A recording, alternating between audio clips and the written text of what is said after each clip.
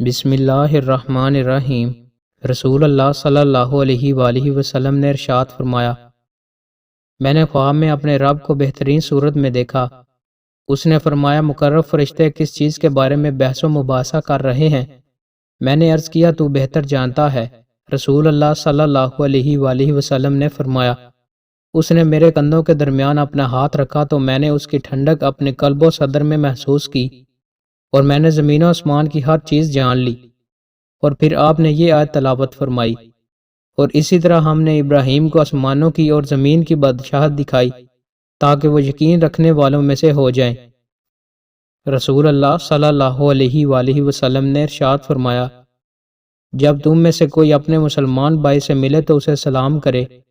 اگر ان دونوں کے درمیان کوئی درخت یا دیوار یا کوئی پتھر حائل ہو جائے پھر اس سے ملاقات ہو جائے تو چاہیے کہ اسے سلام کرے۔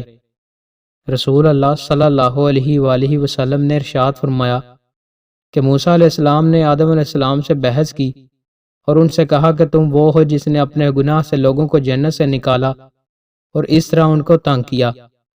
آدم علیہ السلام نے جواب دیا، اے موسیٰ، آپ وہ ہیں جنہیں اللہ نے اپنے پیغام اور براہ راست گفتگو کے لیے منتخب کیا ہے، پھر بھی تم مجھ پر ایک ایسی چیز کا الزام لگاتے ہو جو اللہ نے مجھے پیدا کرنے سے پہلے میرے لیے لکھ دیا تھا۔ رسول اللہ صلی اللہ علیہ وآلہ وسلم نے مزید فرمایا، پس آدم علیہ السلام اس دلیل سے موسیٰ پر غالب آ گئے۔ دوستوں، مزید اچھی ویڈیوز کے لیے ہمارے چینل کو سبسکرائب لازمی کریں۔ بہت شکریہ۔